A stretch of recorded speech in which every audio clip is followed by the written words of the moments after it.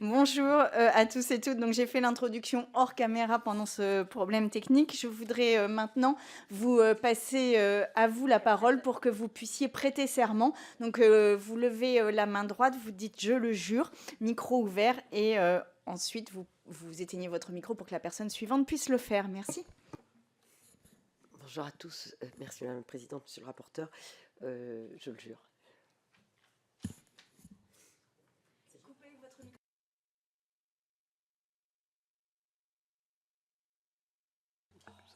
Je le jure. Je le jure. Je le jure. Merci beaucoup à vous. Je vous propose de vous laisser la parole pour un propos liminaire.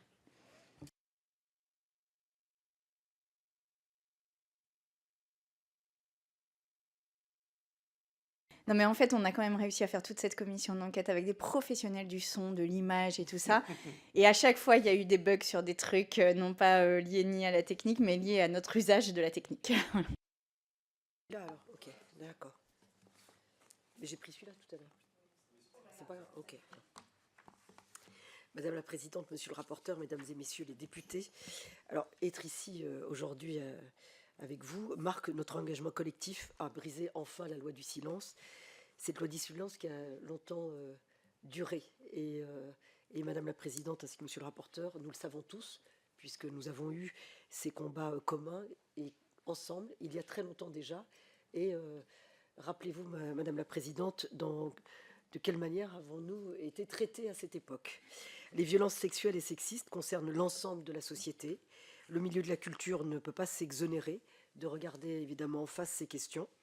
Et j'allais dire, le milieu de la culture serait-il un cas particulier, plus propice à ces violences? Y a-t-il plus de complaisance, plus de cas, plus de silence que dans d'autres cercles de pouvoir? Alors, c'est vrai qu'il peut y avoir une porosité, parfois même une confusion entre la vie personnelle, la vie professionnelle, entre l'intimité et le travail. Oui, le corps et la sensibilité sont beaucoup plus exposés que dans n'importe quel autre secteur. La précarité, la nécessité d'être reconnu et de faire partie de cette famille du cinéma, de cette famille du théâtre, des arts visuels, d'entretenir ces réseaux pour travailler, sont aussi des contextes qui favorisent les abus de pouvoir, qui banalisent des situations d'emprise. À tous les endroits du jeu, il y a le duo pouvoir et domination qui règne. Et puis il est courant de trouver des excuses. On va dire, c'est la pression du tournage, la pression des répétitions, le pot de première qui dérape, le travail en nocturne, les tournées, les tournages qui obligent à découcher et qui offrent des occasions, je cite le mot entre guillemets.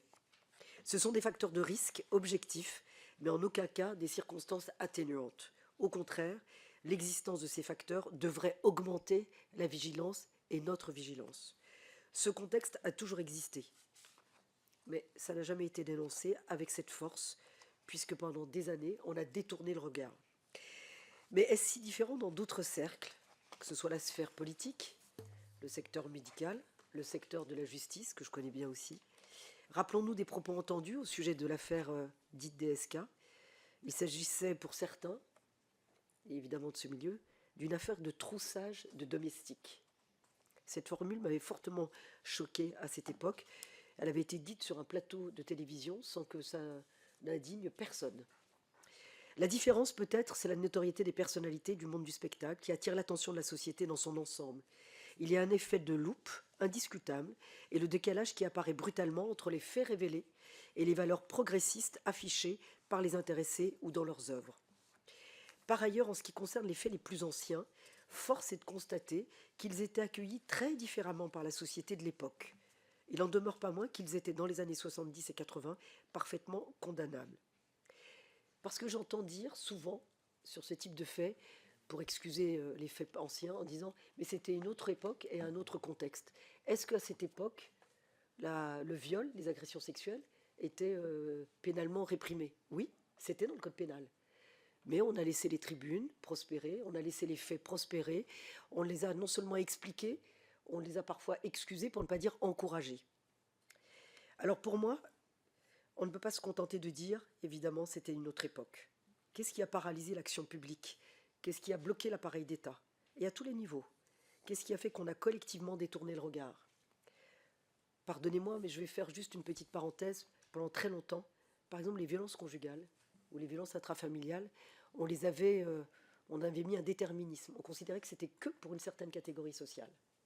Parce qu'évidemment, ces milieux-là, il y a un contrôle social. Donc c'est plus facile, évidemment, de détecter ou des violences ou des abus. Évidemment, les autres milieux plus protégés, plus de l'entre-soi, j'allais dire un club, c'est plus difficile de le détecter.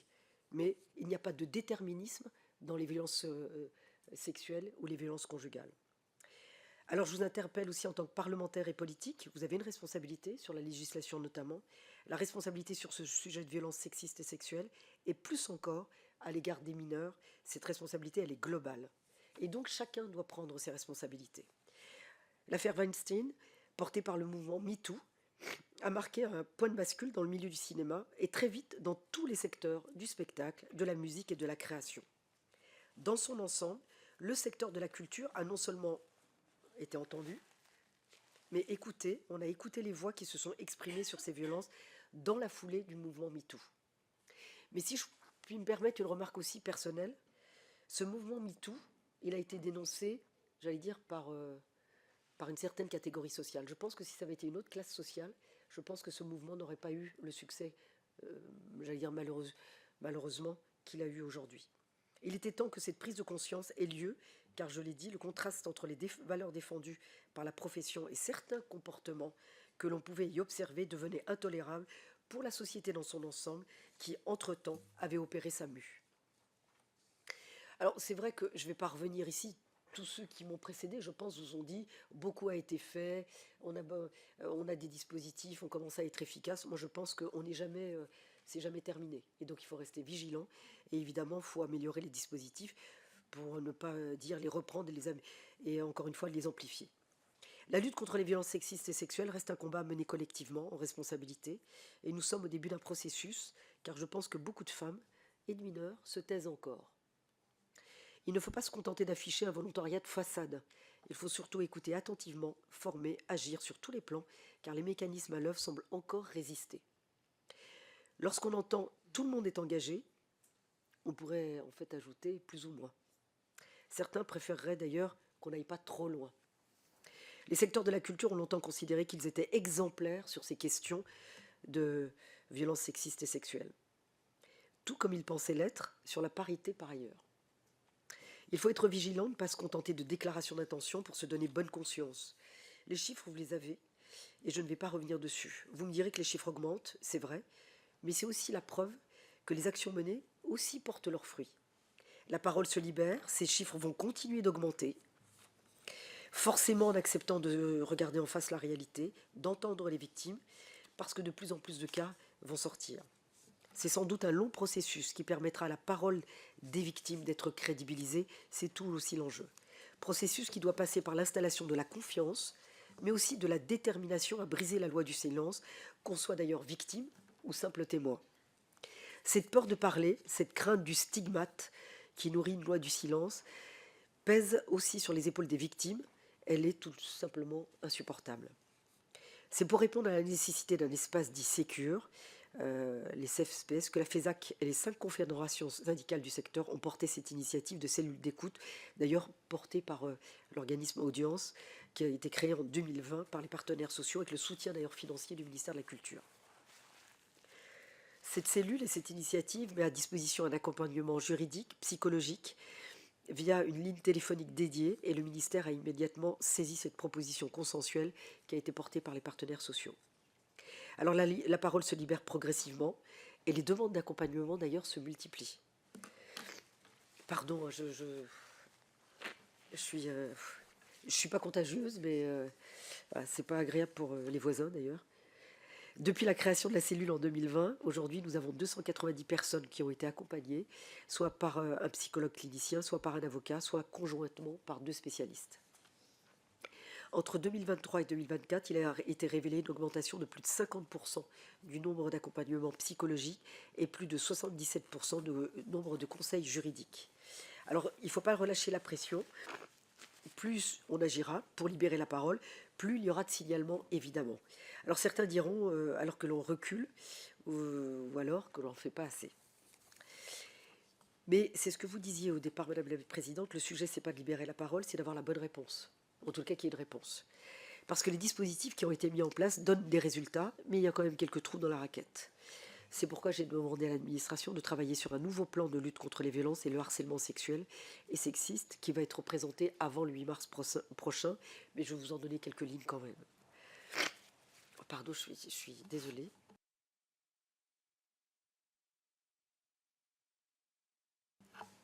Alors, il portera tant sur le ministère de la Culture et ses établissements publics, notamment les écoles supérieures, que sur les structures et secteurs professionnels, ou encore sur les politiques culturelles ou les conditions de travail des mineurs. Ce plan doit encore faire l'objet de concertations, de réunions avec les acteurs, évidemment, de terrain. Alors, vous l'avez rappelé, il y a le levier de la subvention et des labels. Voilà. Ce qui est attribué peut être retiré. Et peut être retiré immédiatement si les mesures préconisées ne sont pas, évidemment, mises en place. Les textes réglementaires seront également passés en revue afin de pouvoir insérer dans le maximum de textes cette lutte contre les violences sexistes et sexuelles chaque fois que cela sera possible. D'ailleurs, l'actualisation de l'arrêté du 15 octobre 2016 qui définit toutes les mesures de santé et de sécurité au travail dans la production de films cinématographiques et audiovisuels, évidemment, ne comportait pas ce volet. Il a été évidemment complété. Je pense aux licences d'entrepreneurs de spectacles vivants. La formation aux violences sexistes et sexuelles doit conditionner l'obtention ou le renouvellement de ces licences.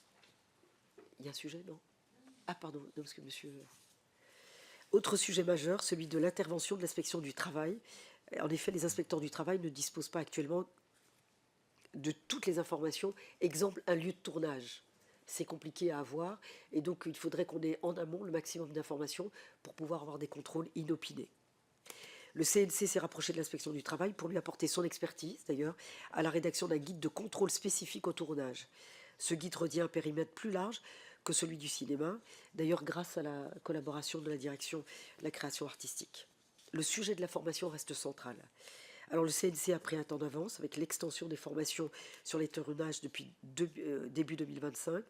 Et aujourd'hui, nous avons 2000 personnes inscrites à ce jour pour la formation à distance qui précède la formation sur le lieu de tournage qui concernera 600 tournages dans les 3 ans à venir. Alors, reste à étendre cette obligation pour les équipes de tournage au secteur audiovisuel, toutes les séries ou les films télévisés. Aujourd'hui, ça n'est pas le cas. Une nouvelle obligation de formation pour les dirigeants des festivals qui conditionnerait les aides pourrait aussi être mise en place. En tout cas, moi, j'y suis favorable et c'est ce que je souhaite mettre en œuvre parce qu'il y a un petit débat aussi là-dessus. Voilà. Dans le spectacle vivant et la musique, les pistes actuelles, elles sont travaillées avec l'AFDAS qui vise à former plus massivement et au-delà des dirigeants, les équipes, les artistes, les auteurs, et travailler également avec le CNFPT et les uniformations. Ça permettra aussi de concerner les collectivités territoriales. Compte tenu de l'importance du modèle associatif dans le secteur de la création, une sensibilisation est aussi envisagée pour les présidents et présidentes d'associations qui sont bénévoles et souvent très peu informés sur leurs responsabilités légales, et notamment en tant qu'employeurs.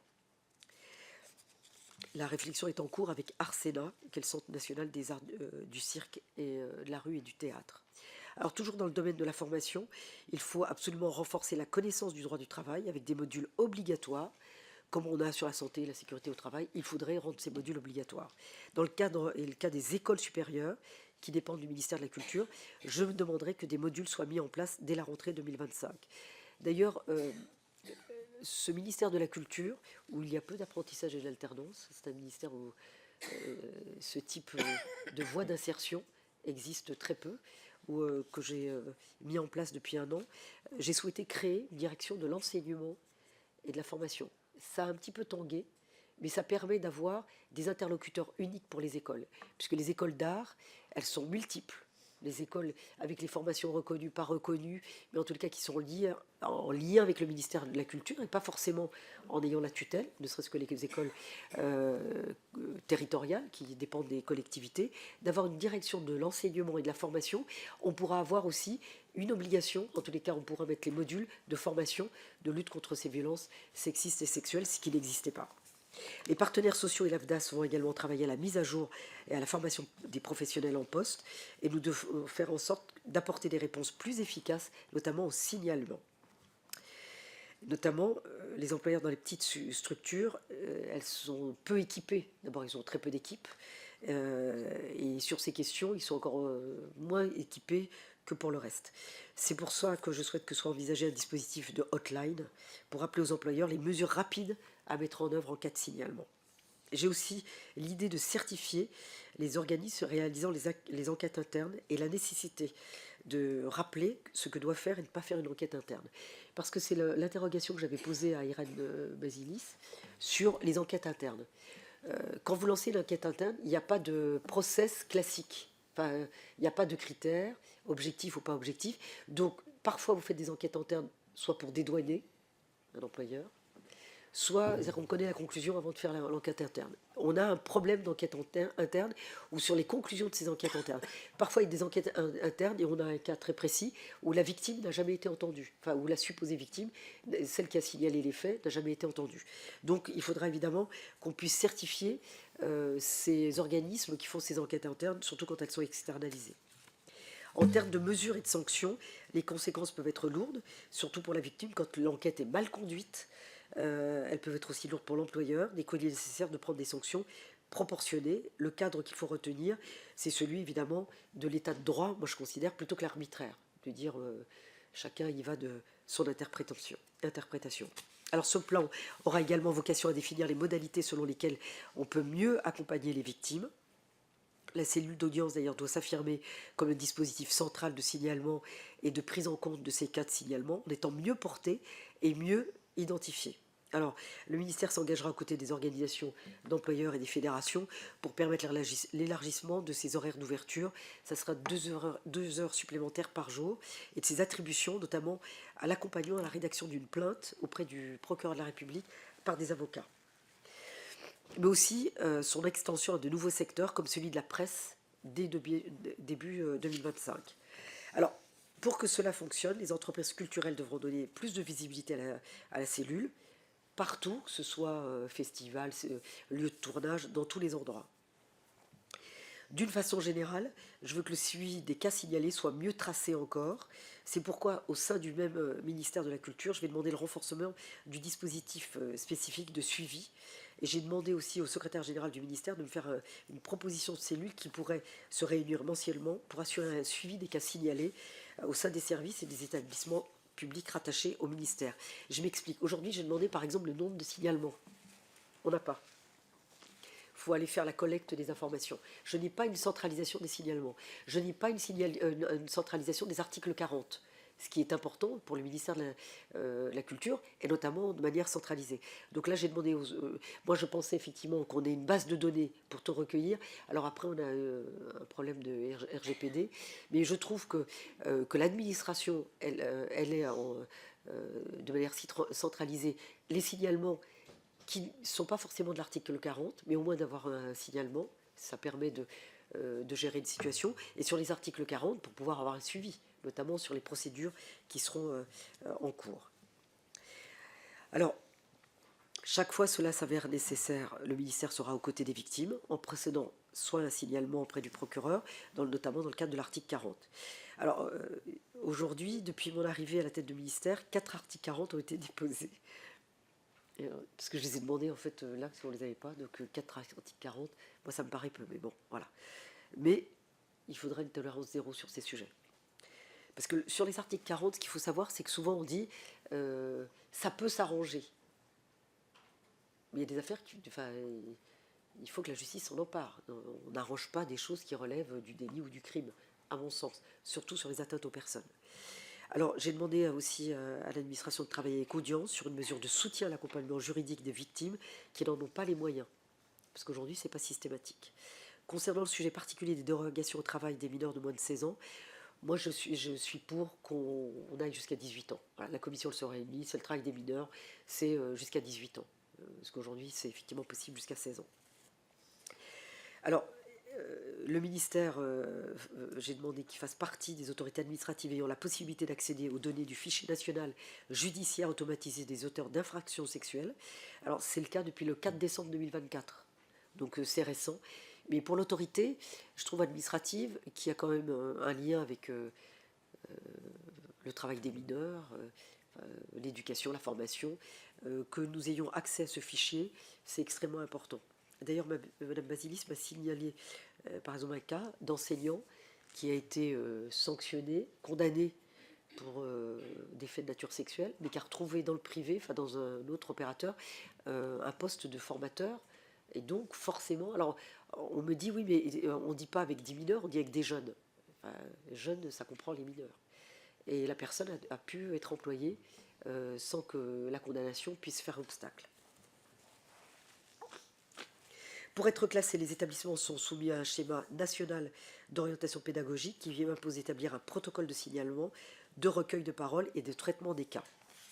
Alors, je veux aussi encore renforcer ces mesures en subordonnant le classement au déploiement de formations obligatoires et à la rédaction d'un guide de bonne pratique.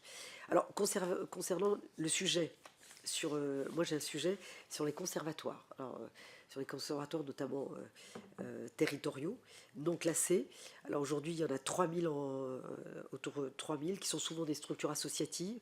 Et là, notre sujet, c'est pas d'être en direct avec le conservatoire, mais de pouvoir établir un cadre avec les collectivités territoriales et d'imposer à la limite des obligations à la collectivité qui l'imposera elle-même au conservatoire. Alors pour assurer les formations dans l'ensemble des conservatoires, il faudra associer le CNFPT en charge des formations des agents territoriaux. La mise à disposition d'un guide de bonne pratique à l'attention des parents sur les relations entre professeurs et élèves mineurs, en permettant la sensibilisation des enfants, serait aussi une avancée. Souvent aussi les parents méconnaissent la nature, en tout cas les limites d'un enseignant vis-à-vis de son enfant. Donc c'est aussi important de pouvoir le rappeler dans le cadre de ce guide de bonne pratique. Alors vous avez aussi relevé les manquements graves dans la pédagogie et le fonctionnement de certaines maîtrises. On en a une encore récente. Donc un cadre strict doit s'appliquer, même si la commission des enfants du spectacle veille aux conditions de travail des jeunes artistes. Mais aujourd'hui, elle n'a pas les moyens d'investiguer sur le quotidien de leur pratique. Moi, je proposais de travailler sur un label concernant ces maîtrises qui reposerait sur la présence de personnes formées et qui s'appuie sur un projet pédagogique clair avec des dispositifs de prévention et de gouvernance transparente qui feraient l'objet en fait d'audits assez réguliers. Alors, je pense aussi qu'il faudrait créer une instance de dialogue partagé avec les collectivités territoriales et les organisations représentatives pour avancer sur les plans de lutte efficace à tous les niveaux, que ce soit dans l'enseignement spécialisé ou dans l'éducation artistique, avec pour priorité la protection des mineurs. La protection des mineurs, c'est pas une priorité à part. Et moi, je pense qu'il faudrait qu'on fasse une priorité à part s'agissant de la protection des mineurs. Je veux aussi généraliser l'obligation d'affichage du service national d'accueil téléphonique pour l'enfance en danger dans l'ensemble des conservatoires ou dans tous les lieux de pratique artistique et de médiation. Voilà en gros les pistes que je souhaitais évidemment vous détailler. Pardon j'ai un peu sauté des paragraphes parce que pour reprendre ma respiration, pour répondre à vos questions. Mais je vais vous dire, le chantier est immense. Je pourrais vous dire ce qu'on fait est bien, c'est parfait, c'est génial, on va amplifier. Mais le chantier reste immense.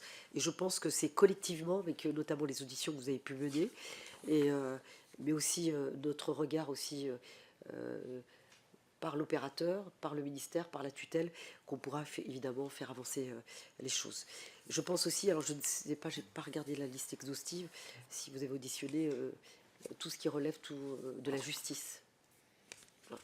Parce que je pense que notamment dans les cadres de politique pénale, à la fois on avait demandé qu'il y ait une juridiction spécialisée pour les violences conjugales.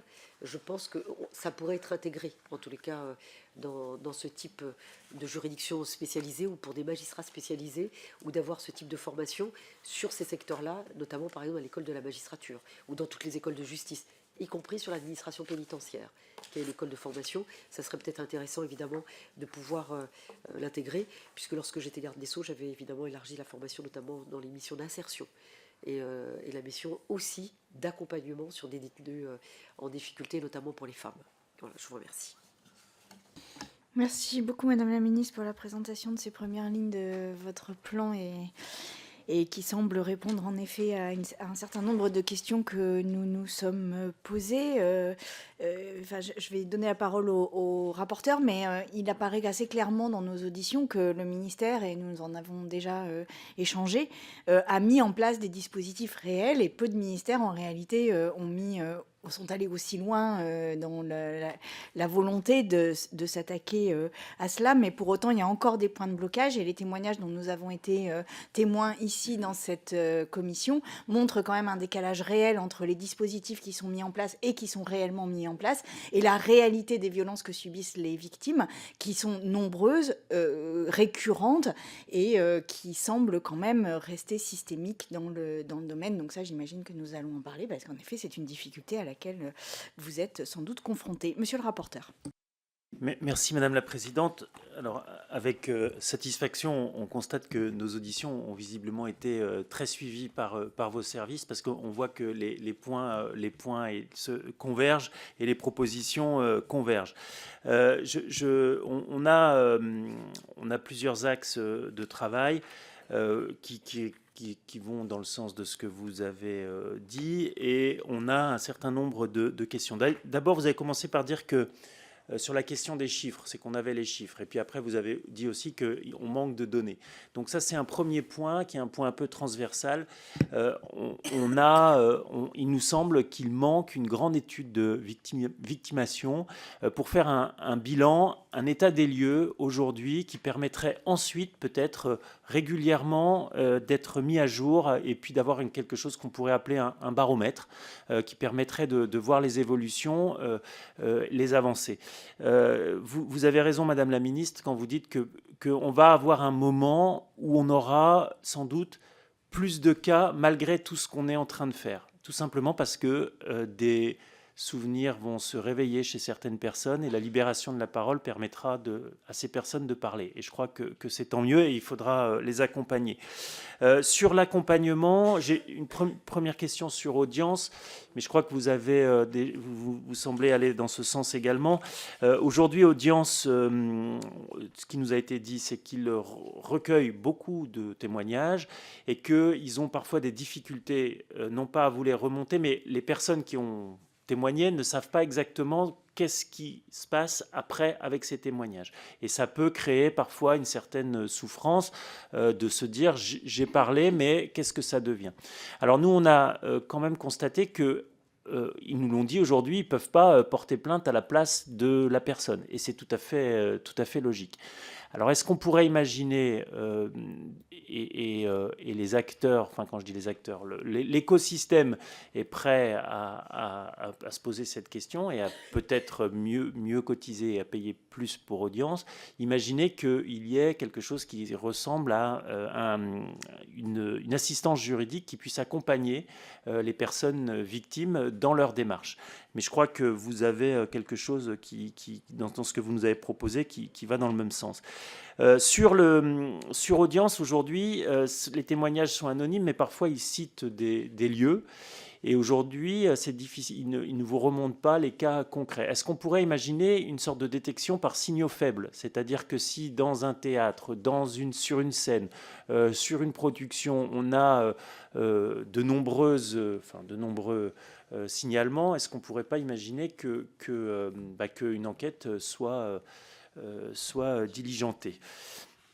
Bon, voilà. Alors, on a beaucoup de questions. Alors, je ne sais pas comment on fonctionne. Si déjà vous répondez à ça, Madame la Présidente, ou si je continue On va déjà faire une première salve voilà. Comme ça. Je vous invite.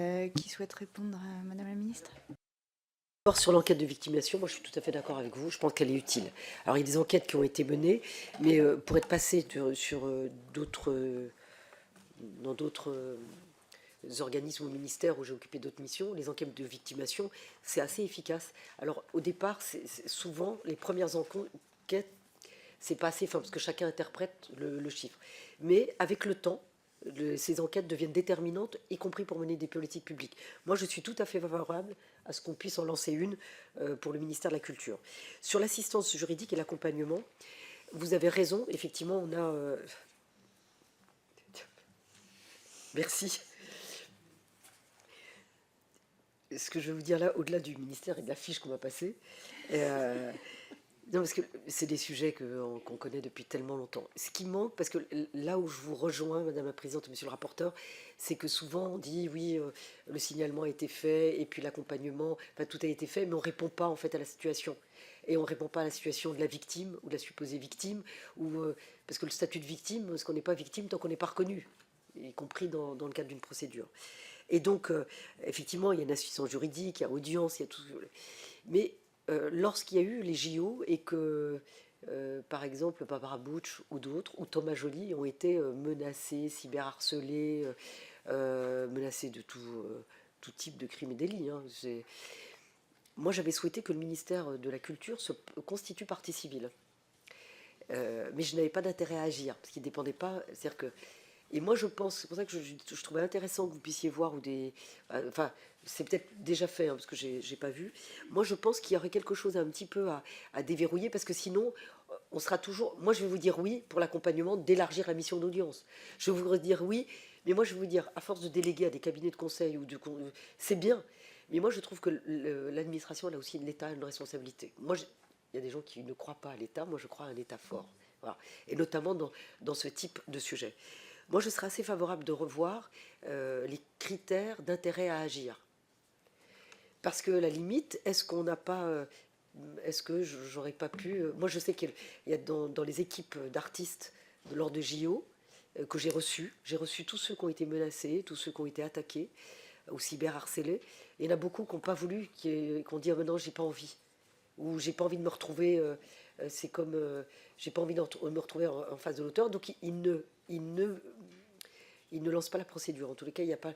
Donc, l'accompagnement, je suis d'accord avec vous, on peut l'étendre, on peut élargir le marché, d'ailleurs, parce que c'est dans le cadre de marché qu'on peut attribuer ces accompagnements.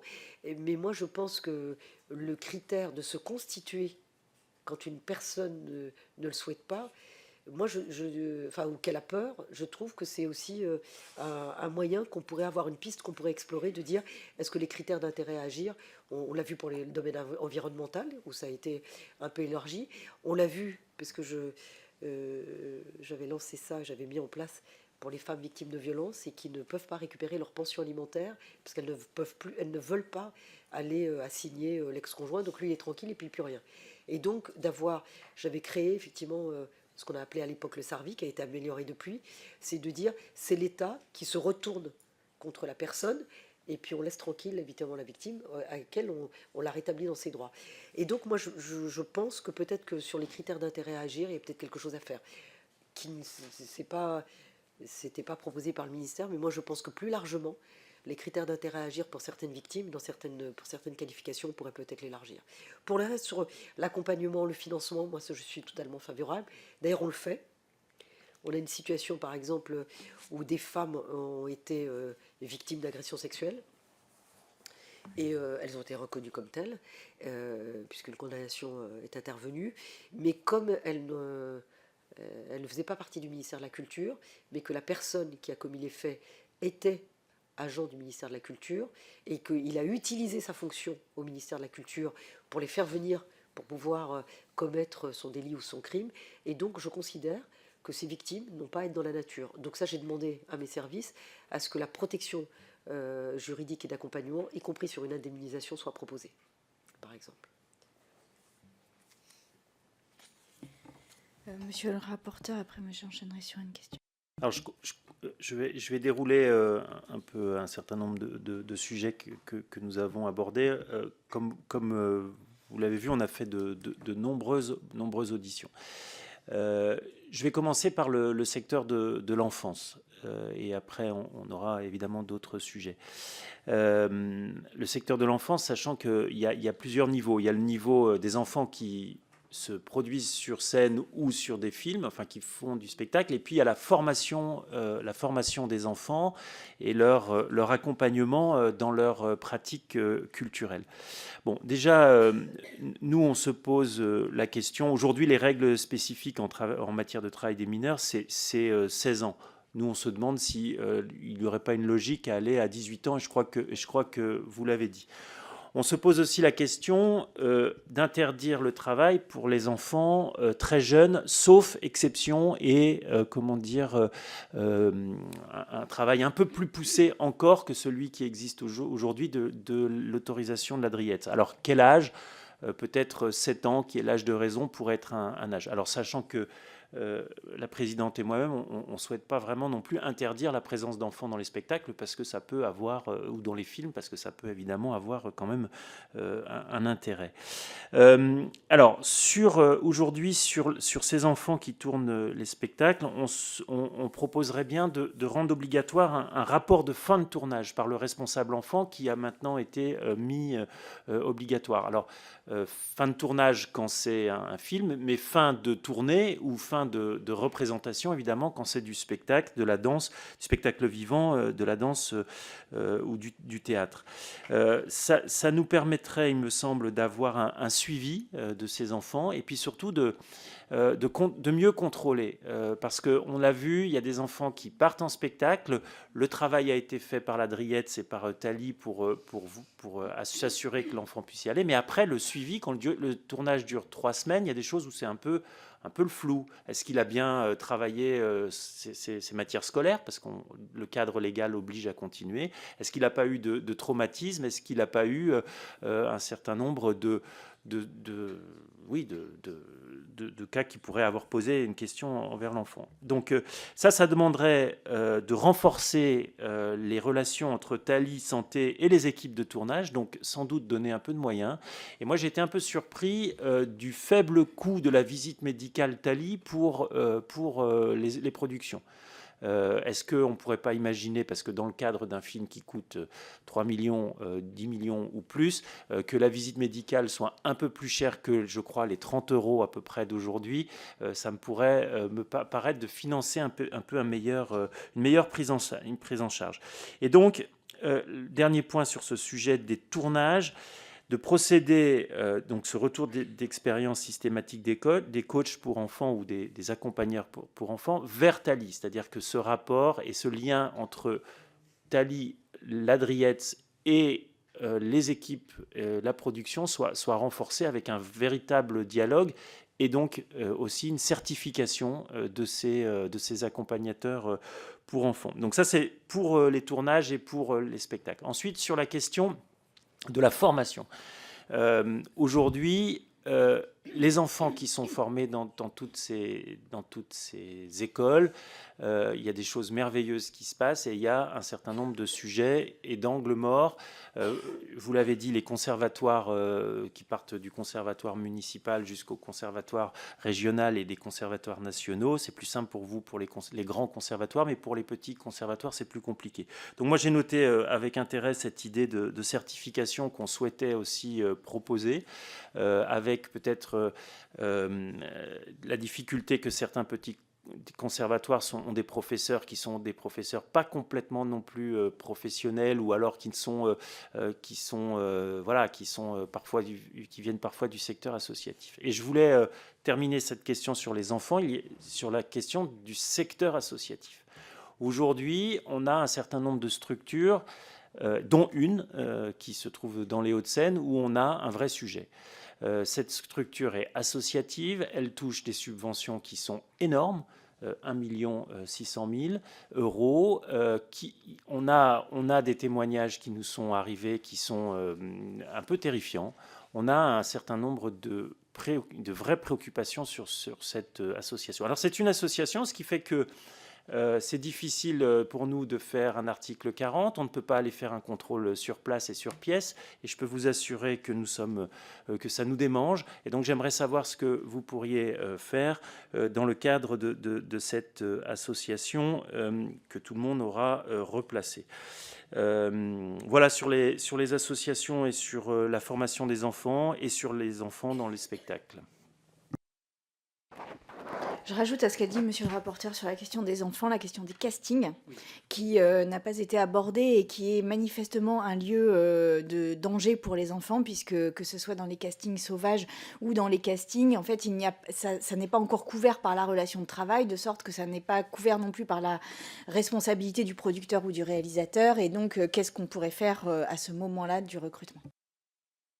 Alors, sur les enfants, d'abord, il y a déjà le responsable enfant qui relève de la protection de l'enfance.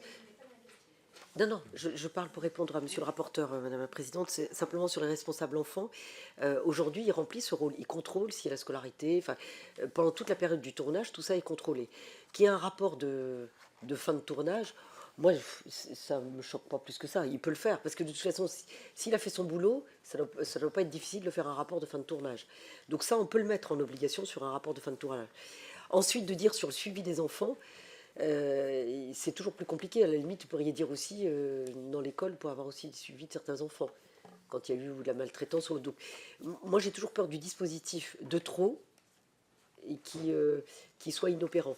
Mais aujourd'hui, on peut donner cette obligation, évidemment, au responsable tournage de faire son rapport, ça, il n'y a pas de problème, mais il est censé tout contrôler. Conditions de travail, conditions de scolarité, conditions psychologiques, tout ça est effectivement possible. Donc sur responsable enfant, je vois pas ce qu'on peut, effectivement on peut mettre des rapports en plus, je vois pas ce qu'on peut rajouter d'autre comme, parce que si vous rajoutez un dispositif, c'est-à-dire que vous allez voir le... Mais aujourd'hui, les responsables enfants, pardon, je vous Oui. coupe, mais ne sont pas encadrés, c'est-à-dire que leur formation n'est pas encadrée, il n'y a pas de... Non mais ça, après... Donc, il n'y a pas de registre de ces encadrants d'enfants, il n'y a pas... Donc, en fait, Alors, il y a quand même à structurer un tout oui, petit peu... sur le... pardon. Sur les responsables enfants, moi je serais assez favorable qu'ils relèvent de la protection de l'enfance, qu'ils soient formés. Toutes les carences qu'on peut relever sur la formation, sur l'encadrement, sur le profil, sur les critères. Enfin, moi, vous savez, j'irais même plus loin d'avoir aussi le casier judiciaire. On l'a dans. Non mais, vous voyez ce que je veux dire. On peut tout balayer. La question que je pose, c'est de dire si on rajoute un autre intervenant ou un autre dispositif, voilà. Mais sur les dispositifs de contrôle, à la limite, on donne un process. On installe une procédure et des critères. Ah, pardon. On va dans le même sens en réalité. L'idée, c'est d'avoir, comme vous le dites et comme on partage, des personnes qui accompagnent les enfants, que ça soit encadré, qu'il y ait des règles, on est entièrement d'accord. Ce que je propose et ce qu'on propose ensuite, c'est de rendre obligatoire juste la rédaction d'un rapport par ceux comment dire, accompagnateurs d'enfants à la Driette et à Thalie. Ça donnera aussi à Thalie un certain nombre, parce que Thalie, ils accompagnent les enfants dans la démarche un peu aussi psychologique de l'après. On a auditionné un certain nombre de personnes qui nous disaient, les enfants, ils tournent, et puis après, ils font toute la séquence de la promotion, et c'est parfois pas simple, et tout ça sont des angles morts. Donc c'est ça qu'on veut un peu mieux encadrer. Voilà. Oui, et donc sur le point, et ça me permet de rebondir sur la question de l'honorabilité pour les personnes qui interviennent auprès des enfants. Comment on peut faire? Parce qu'on a un exemple, effectivement, vous l'avez cité, de quelqu'un qui intervenait dans une maîtrise, qui a été condamné et qui est allé travailler dans une autre maîtrise. Et les dirigeants, qui sont parfois associatifs d'ailleurs, qui sont parfois des bénévoles, sont très démunis pour contrôler l'honorabilité de ces personnes. Alors est-ce qu'on ne pourrait pas imaginer permettre la consultation du B2, par exemple, avec encadrement, peut-être on peut imaginer aussi les services préfectoraux qui, une demande du président de l'association qui demande aux services préfectoraux, est-ce que cette personne, je peux avoir des certitudes sur son honorabilité, ou enfin au moins un faisceau d'indices, et puis les services de la préfecture lui rendent ce rapport. Est-ce que c'est quelque chose sur lequel on pourrait imaginer? Parce que juste, on voit bien dans le monde du sport, les associations qui accueillent des enfants, elles sont agréées par leur fédération, et les fédérations chapeautent tout ça. Aujourd'hui, dans le monde des associations culturelles, c'est parfois un peu plus compliqué, et on a le même risque, évidemment, que dans le sport. Comme je vous l'ai dit au départ, je suis favorable au rapport. S'il a fait son boulot, ça ne doit pas être compliqué de faire le rapport. Donc ça, sur le responsable enfant. Ensuite, sur l'honorabilité pour certains... Vous savez, les collectivités ont accès au B2. Donc je me dis, est-ce qu'on passe par la collectivité ou par le service préfectoraux? C'est comme les agréments qu'on peut avoir pour les sociétés de sécurité. Quand vous prenez une société de sécurité pour des sites sensibles, tout ça est scanné. Donc moi, je ne serais pas... Je veux vous dire, tout ça, au contraire, je me dis même, je suis un peu surprise que ce ne soit pas une évidence. Quand vous avez des cas très particuliers, et là je sors de mon rôle, Mais par exemple, la protection de l'enfance aujourd'hui en France, c'est un angle mort. On parle de la délinquance des mineurs, qui est minoritaire dans le sujet des mineurs, mais le sujet majeur en France, c'est la protection de l'enfance. C'est 5% pour la délinquance des mineurs, tout le reste, c'est de la maltraitance d'enfants. Et donc, on a cet angle mort. Donc ça, au contraire, c'est un dispositif qui permet aussi de protéger les enfants. Et donc, moi, tous les dispositifs qui permettent une protection de l'enfance, je suis favorable. Alors ça, moi, je peux le mettre en place et je peux évidemment le favoriser, en tous les cas, le porter avec vous. Si vous, demain, vous le portez, je suis avec vous. Et je pense que vous aurez des petites réticences ou des réserves pour certains, parce qu'en disant, oui, mais on ne peut pas bannir, c'est-à-dire que la condamnation devient un bannissement. Moi, je pense que la protection des enfants est plus importante que savoir si on bannit ou pas. Voilà. Donc moi, je suis favorable à ce dispositif. Ensuite, sur le secteur associatif peut faire un article 40. Après, c'est toujours pareil. C'est ce qu'ils sont formés. Il y a plein de gens qui ne savent pas ce que c'est l'article 40. Et vous pouvez vous faire, si vous découvrez demain dans une association, chacun peut faire un article 40. Tout le monde peut faire un article 40 quand il découvre un délit, un crime ou même des dysfonctionnements. Ça peut être signalé. Ensuite, le biais de la subvention, parce que les associations sont souvent subventionnées ou par l'État ou par la collectivité, moi je trouve que le biais de la subvention permet aussi d'avoir un petit contrôle indirect. Normalement, les associations remettent un rapport d'activité. Hein. Normalement. Oui, oui, mais ça je suis d'accord avec vous. Parce que moi j'avais obligé, lorsque j'étais garde des Sceaux, notamment pour les associations qui intervenaient dans le cadre de la protection judiciaire de la jeunesse, et c'est là où on a pu découvrir que certains éducateurs ou certains animateurs n'étaient pas forcément adaptés pour être face à des mineurs en voie de réinsertion. Et donc, sur ces sujets-là, moi, je suis assez favorable qu'on oblige, évidemment, à ce rapport et qu'on puisse contrôler sur ces sujets-là. Ensuite, sur là où on a, je parlais tout à l'heure de trou dans la raquette, on n'a pas de responsable enfant dans le spectacle vivant. Et donc ça, il faudra évidemment le prévoir et le mettre en obligation. Sur la formation professionnelle, il y a effectivement un certificat de qualification qui sera opérationnel à partir de 2025. Voilà. Alors, il y a, en fait, ce qu'on a observé dans cette commission, c'est vraiment beaucoup des situations de pouvoir qui étouffent les affaires. Parce qu'en fait, la parole, d'une certaine manière, quand même, elle existe. On dit toujours qu'elle se libère, mais elle existe peu ou prou toujours. Par contre, ce qu'on a vraiment observé dans cette commission, c'est à quel point il pouvait y avoir des situations de pouvoir, parce que c'est un chef de chœur, parce que c'est un directeur d'une structure, etc. Et donc, la question qui se pose, c'est comment faire en sorte que ce pouvoir ne soit pas un pouvoir totalitaire et ne soit pas un pouvoir qui ne soit pas contestable. Et il y a... Alors, pour moi, il y a des éléments sur des gens qui ont des mandats à vie. Donc ça, il y a quand même un sujet autour de ça, parce que quand vous avez un mandat à vie dans une structure, bah, vous avez le pouvoir à vie. Donc évidemment, ça donne un pouvoir très important. Et la deuxième chose, c'est sur tous les endroits où... c'est au nom de l'art, une personne occupe une situation de pouvoir. Comment peut-on faire, selon vous, pour faire en sorte qu'il puisse être, j'ai envie de dire, injusticiable comme les autres? Parce que ce qu'on a vu dans cette commission, c'est que l'art, et quand on avait un talent particulier ou une maîtrise particulière, eh bien, pouvait être un paravent, un bouclier magique, une espèce de sorte de collier d'immunité, parce que cet art était brandi pour ne pas prendre en compte la parole des victimes. C'est tout le sujet, en fait. Non, mais c'est tout le sujet. Moi, j'ai trop connu les gens qui, effectivement, se donnent des certificats de quand c'est toi, c'est pas grave. Quand c'est les autres, évidemment, c'est choquant. Comme on est filmé, je ne veux pas vous décrire une situation personnelle, mais quand par exemple vous avez dans votre environnement quelqu'un qui connaît des difficultés, quand vous êtes de conditions sociales très défavorisées, on considère que tout le monde doit être emporté sous cette... on dit c'est une famille qui connaît des problèmes, c'est qu'on emporte tout le monde. Et quand ce sont des artistes ou des milieux très favorisés de pouvoir, et notamment dans les arts, on dit mais ce sont des artistes. Donc voilà, dans cette famille, c'est très divers, c'est des artistes. Et donc, ce qui est crime et délit devient finalement pas une circonstance atténuante, ça devient un art. Voilà. De pouvoir agresser quelqu'un, c'est presque artistique. Quand c'est pour une autre condition sociale, on dit c'est un violeur, c'est un agresseur, c'est une racaille. Voilà. Et donc pendant trop longtemps, on a été complice de ça. Et ça existe encore. D'ailleurs, certains n'osent pas parler. Aujourd'hui, vous avez bien vu les pétitions. Et donc, on n'a pas le courage de dire que la pétition, c'est honteux. Que la pétition, c'est complicité de crime ou complicité de délit. C'est ça qu'il faudrait dire, pour ne pas dire une association de malfaiteurs. Mais si demain vous le dites, vous vous faites assassiner. Y compris quand vous êtes un responsable public.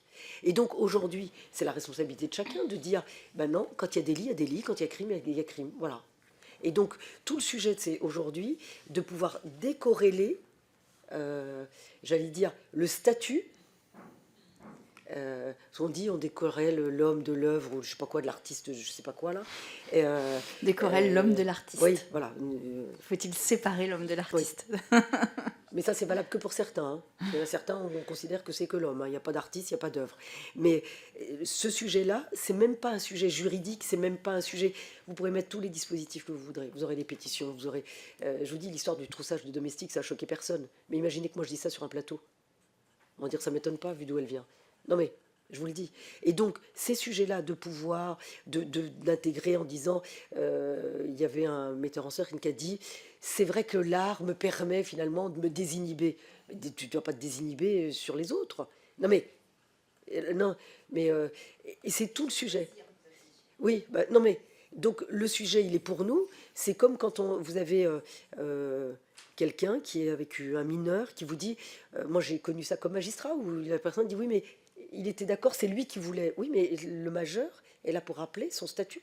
C'est-à-dire que justement, il faut y mettre des limites. C'est ça. Donc là, je n'ai pas, pour tout vous dire, je n'ai pas de réponse tant qu'on sera dans une société inégalitaire et que parfois l'état de droit ne s'applique que pour certains. Voilà. Merci. Alors, il y avait Sarah Legrain qui a posé une question, mais je rappelle quand même sur l'histoire des mandats à vie, qui me semble quand même être des lieux cadenassés, quoi. Oui, voilà. Non mais ça, vous avez raison. Ministère de la Culture, on est des professionnels de la profession pour les mandats à vie. Et pareil, renouveler les conseils d'administration, moi j'ai été très surprise du peu de renouvellement. On reprend les mêmes, ou celui que vous avez mis là, vous le remettez Exactement. là. Et ça constitue l'entre-soi. Mais voilà. total. Absolument. Et comme vous devez à l'autre votre nomination, pour ne pas dire votre nomination à vie, donc on vous trouve toujours des circonstances.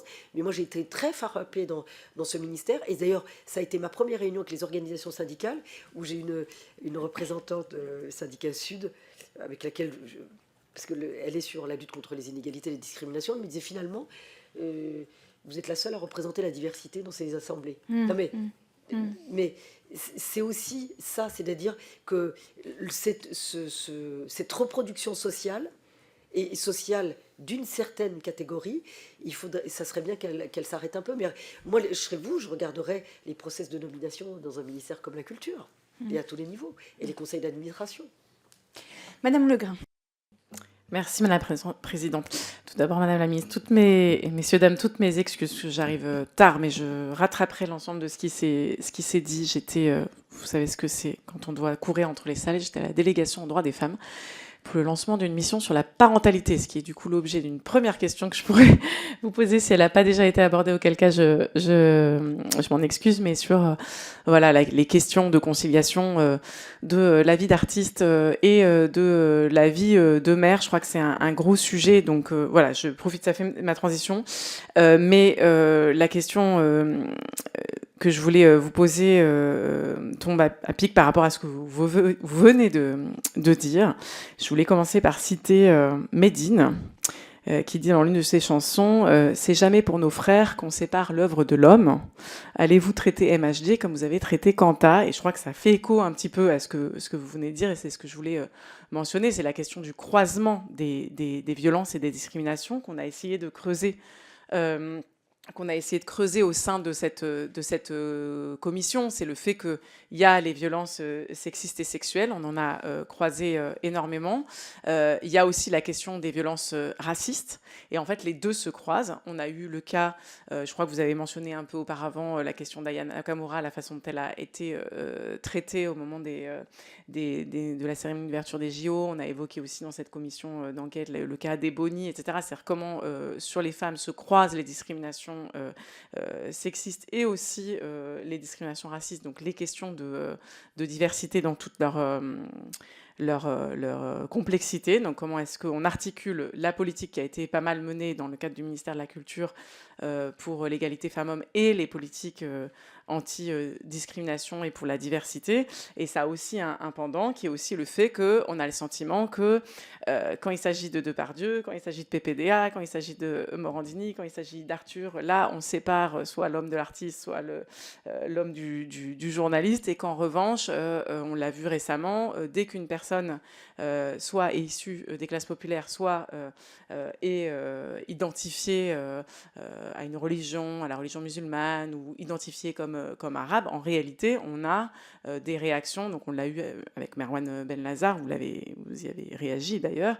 On a le sentiment qu'il y a une suspicion beaucoup plus facile en raison de l'origine sociale et de la couleur de peau. Je crois que c'est un peu ce que vous venez d'évoquer. Donc c'était justement, je voulais voir comment on arrivait à croiser ces questions-là au sein du ministère de la Culture, de lutte contre les VSS et aussi de diversité et de changement de regard sur les personnes qui ont des parcours différents, des origines différentes.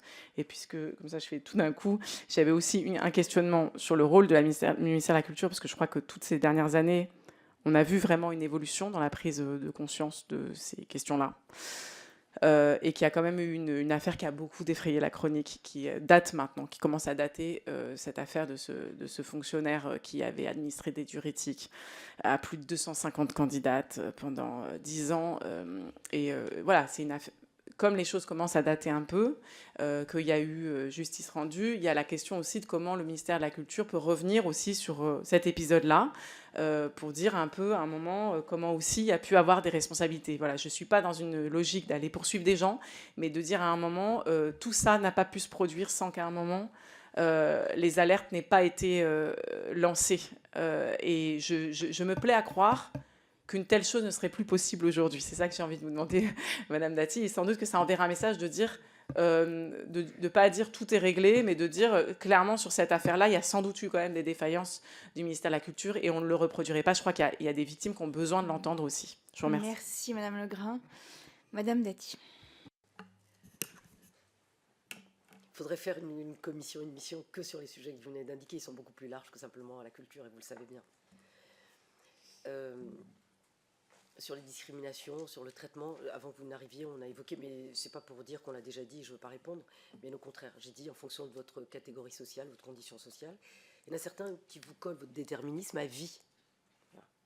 Et puis la notion de responsabilité collective. C'est-à-dire qu'on ne peut pas... je vais vous donner 2 exemples personnels. Ce qui me gêne, c'est que ce soit filmé et retransmis. Donc, sinon, moi, je trouve qu'on puisse se parler ensemble. Alors, certains, j'ai mené des combats ensemble. Moi, je me souviens, quand j'ai rencontré Sandrine Rousseau, on s'est connus sur des sujets, honnêtement, sur lesquels on était piétinés, donc où on disait qu'on en rajoutait. Est-il normal que depuis que je suis une personnalité publique, par exemple, que des journalistes, de manière systématique, moi, j'ai pas de collusion ni de connivence avec les journalistes, jamais. Je peux être direct, parfois un peu trop, je peux surréagir, peut-être parfois un peu trop, mais je vais vous dire, je me souviens la manière dont les articles sont écrits pour...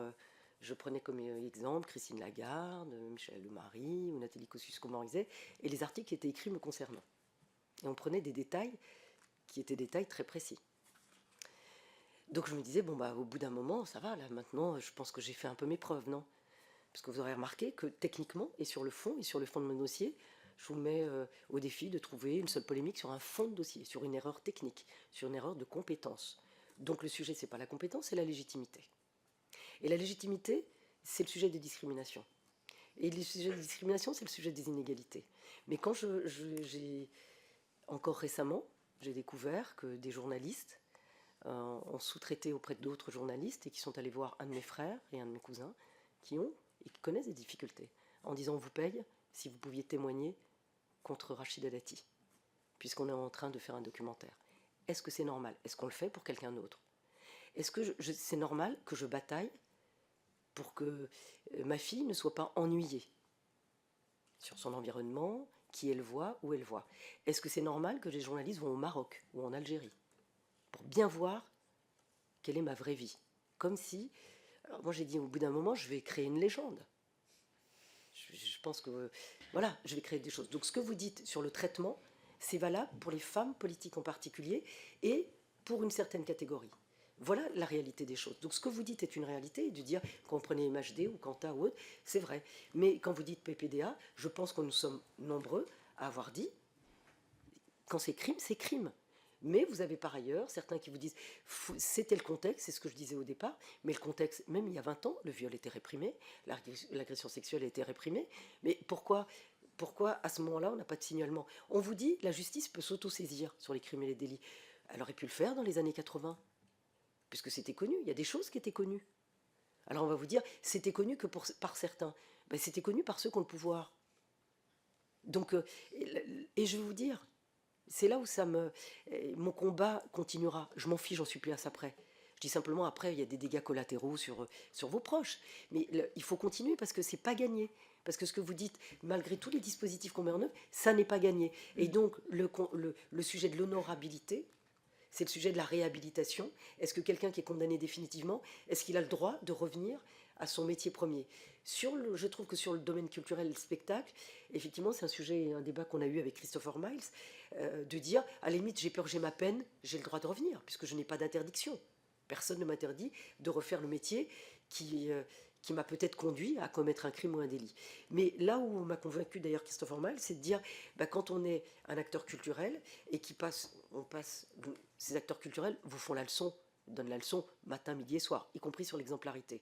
Est-ce qu'au moment donné, si vous êtes condamné, est-ce que cette exemplarité ne vous oblige pas finalement à ne plus faire ce qui vous a exposé, ce qui vous a rendu connu, et ça a été l'outil, j'allais dire l'arme par destination, pour commettre ce que vous avez fait. C'est tout le débat qu'on a. Voilà. Moi, je suis là-dessus très ouverte à tout, et je ne suis pas binaire, mais là où je vous rejoins, et là où c'est le sujet, et c'est curieux parce que il y a très peu de personnes qui s'intéressent à ça. La condition, le déterminisme, les discriminations, je vois monsieur Raphaël Arnaud qui est là. Hier, quand je réponds à la question d'actualité, vous me ramenez à des sujets qui ne sont pas les mêmes. Moi, je vous parle évidemment d'un artiste. Je dis effectivement, il y a des choses qu'on ne vous pardonnera jamais, quoi que vous fassiez. Donc je dis le déferlement. Certains ont pris comme prétexte une chronique pour se lâcher sur ce qu'ils ont au fond d'eux-mêmes. C'est contre ça qu'il faut lutter. Mais on peut lutter en posant les choses, Moi, je crois à l'état de droit. Je crois. Parfois, ça marche pas. Parfois, on est à côté. Parfois, on a l'impression qu'on est en République bananière. Vous avez raison. Mais si vous et moi, on a un engagement politique, c'est peut-être justement pour rappeler ces principes pour lesquels on se bat. Qu'on soit ministre ou pas ministre, l'engagement politique, c'est un engagement public. Donc, ensemble, on peut mener ces combats. Donc, je ne vous réponds pas précisément à ce que vous venez de dire, mais je peux vous dire que ce qu'on vient de dire est contesté. C'est une réalité. Pardon, je déborde. Oui, parce que maintenant, à la tête du ministère de la Culture, vous pouvez changer les choses. Et c'est là la question qui vous est posée, c'est-à-dire qu'est-ce que concrètement, puisque vous avez cette conscience des rapports de classe, des rapports racistes, des rapports sexistes, enfin d'à peu près tous les rapports sociaux qui se retrouvent de la même manière dans le ministère de la Culture, vous avez la possibilité d'agir contre un entre-soi, contre des positions de pouvoir, etc. Et ça, j'imagine que monsieur le rapporteur va vous poser des questions là-dessus et je compléterai s'il en manque. Oui, merci. Non, juste Madame Legrain, la situation particulière de l'agent du ministère de la Culture, il y avait des victimes qui n'étaient pas du ministère de la Culture, parce qu'il les a reçues en se servant de sa fonction, je l'ai indiqué tout à l'heure. J'ai décidé non seulement qu'il y ait une prise en charge et une indemnisation qu'on va leur proposer. Et ce sont des victimes qui n'ont rien à voir avec le ministère de la Culture. Voilà. Oui, merci Madame la Présidente. Pour rebondir et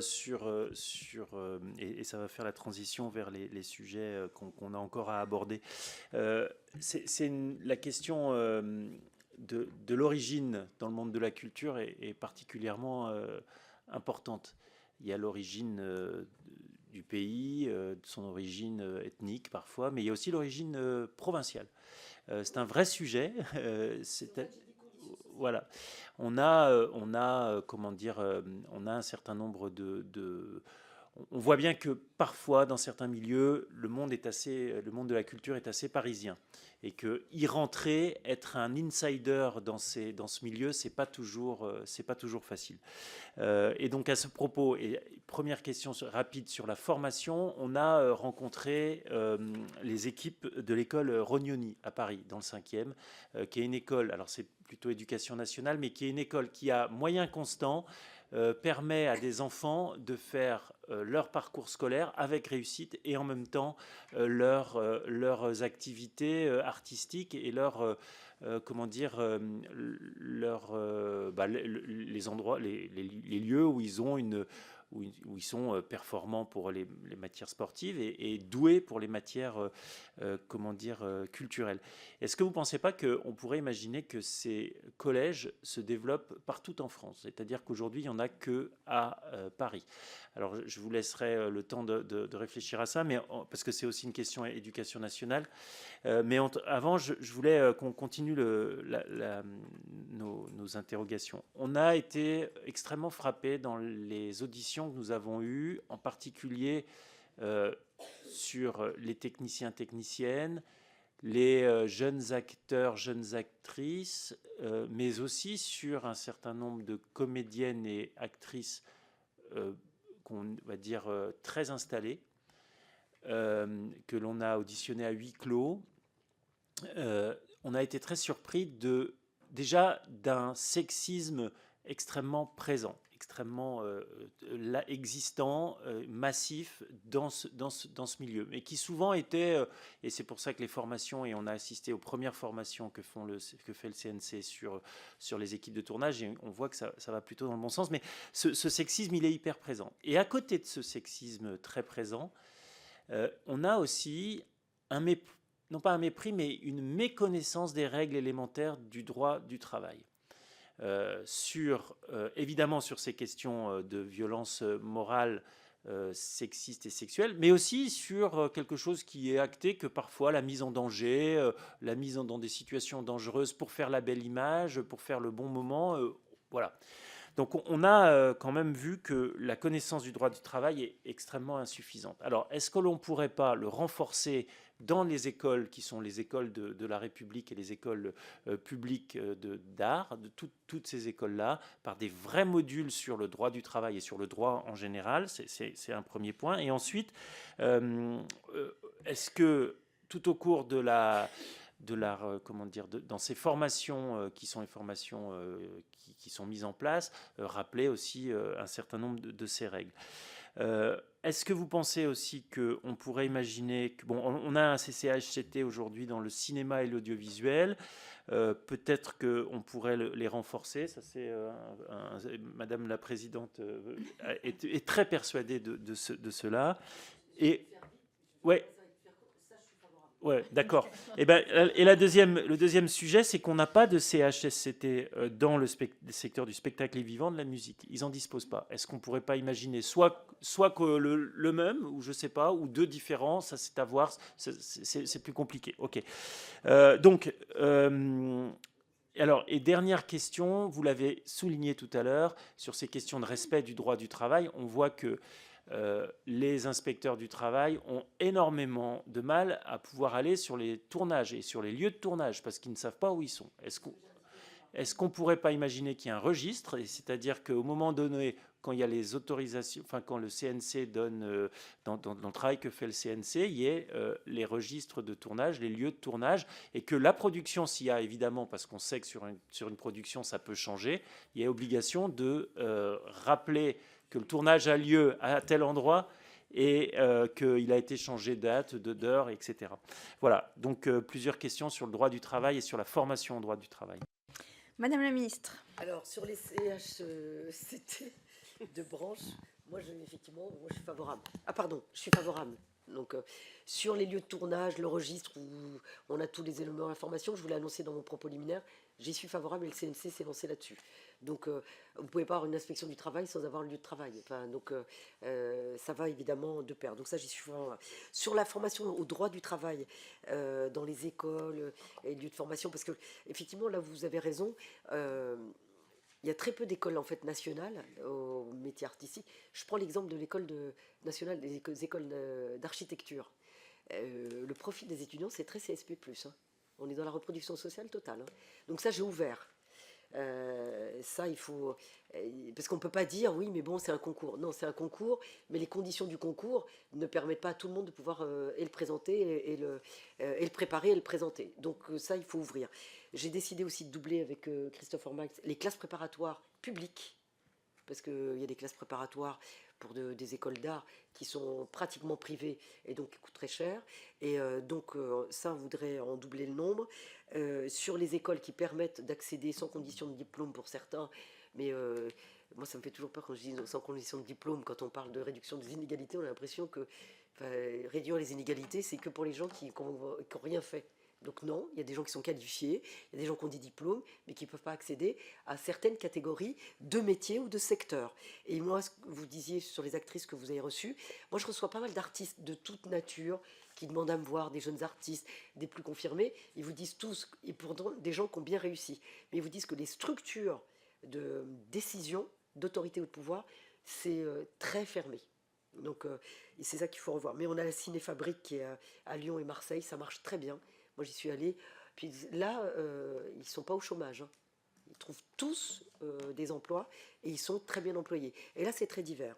Ensuite, sur la FEMIS, il y a des contrats d'objectifs d'ailleurs qui sont signés cette semaine avec tout un volet de démocratisation. Ça, moi, j'ai essayé de le mettre partout dans toutes les formations. Sur la formation du droit du travail, alors c'est un sujet qu'on n'avait pas évoqué, mais moi, je pense, je réfléchis avec la création de la direction de la formation et de l'enseignement que je vais créer, qui va être opérationnel avant l'été au ministère de la Culture. Je pense que là, ça pourrait être le lieu ressource. Voilà. Donc ça, effectivement, on pourrait l'intégrer dans cette direction.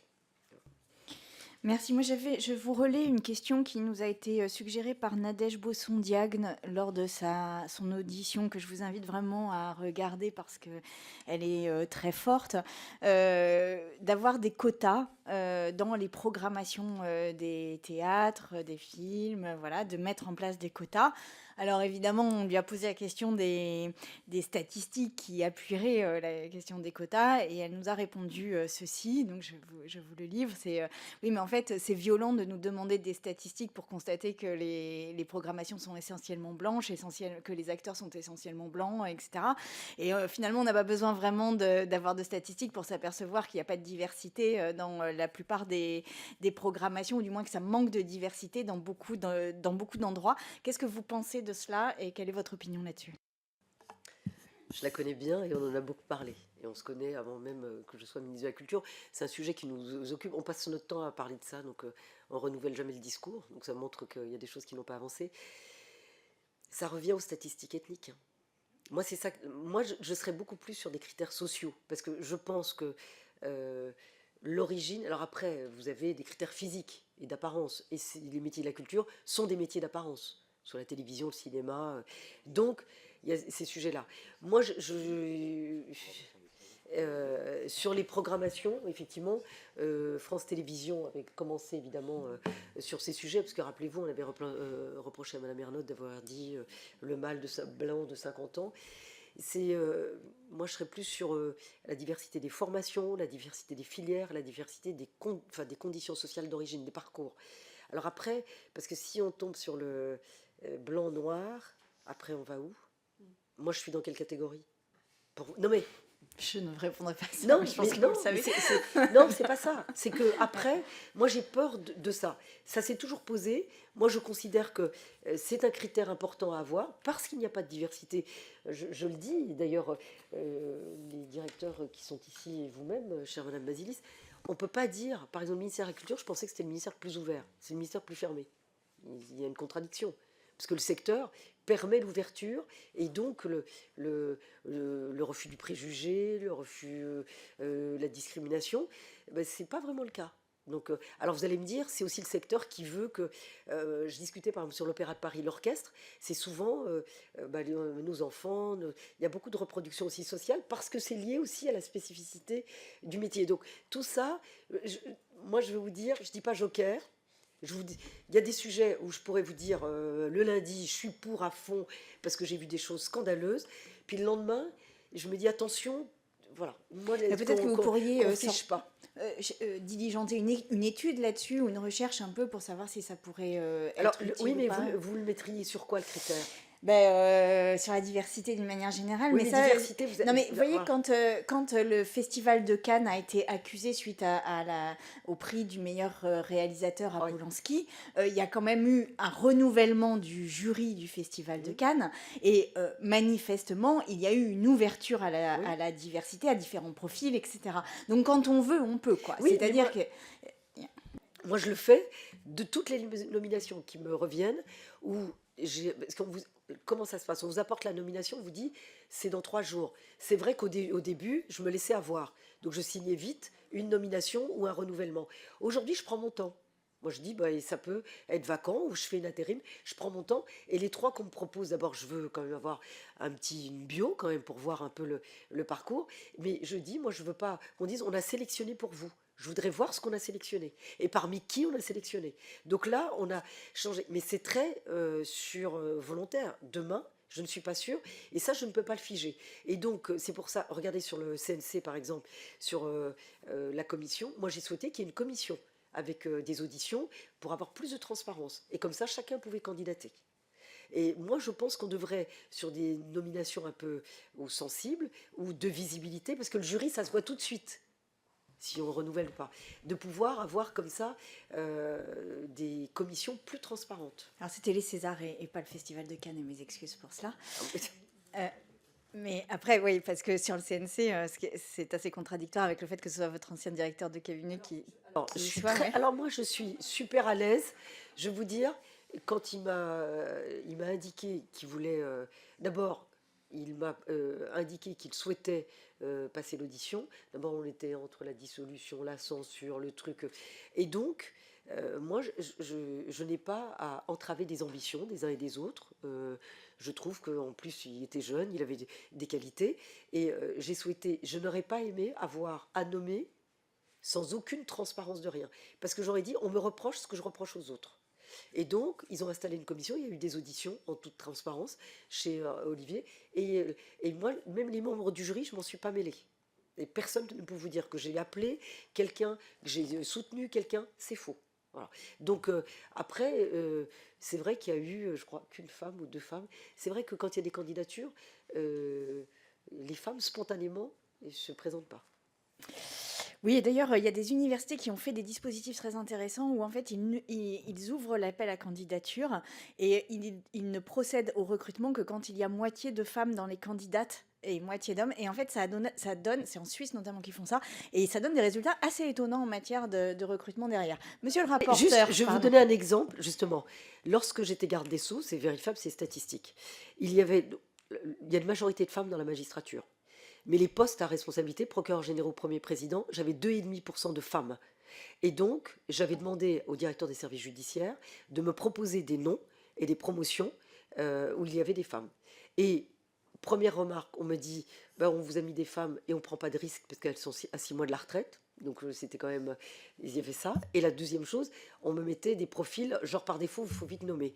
Je n'ai pas voulu nommer tant qu'on n'était pas à 50-50 sur les profils. Et toutes les femmes que vous retrouvez sur les hautes responsabilités aujourd'hui dans la magistrature, ça date de ces nominations-là parce qu'elles ont suivi aisément ce cursus. C'est comme, de la même manière, moins de 5% des enfants d'ouvriers étaient dans les promotions de l'école de la magistrature. J'ai fait les classes préparatoires intégrées, ça a boosté la réduction des inégalités. monsieur le rapporteur. Oui, il y a une autre solution aussi, ça c'est d'alterner homme-femme à chaque nomination. C'est aussi une possibilité. Parce que ça dépendra toujours de celui qui nomme. Hein. Est-ce qu'on le fige? Voilà. Ça peut être inscrit dans les textes. C'est une solution. Donc on a fait un peu le tour sur le droit du travail.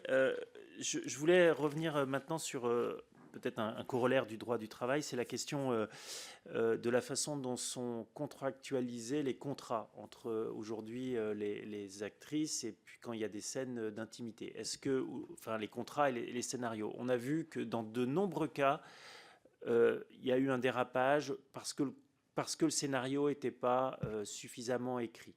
Et donc, on a la proposition évidemment de systématiser les coordinateurs d'intimité, en tout cas de rendre obligatoire d'interroger les deux comédiens ou s'ils souhaitent un coordinateur d'intimité, et si un des deux le souhaite, qu'il soit obligatoire. Avec cette possibilité justement de mieux contractualiser ce qui va être demandé à l'acteur ou à l'actrice au moment de la signature du contrat avec le producteur, c'est-à-dire qu'il n'y ait pas de surprise, quoi. C'est-à-dire que dans certains scénarios, c'est marqué ils font l'amour. Bon, que ça soit un petit peu plus développé pour que le comédien et la comédienne sachent à quoi s'attendre.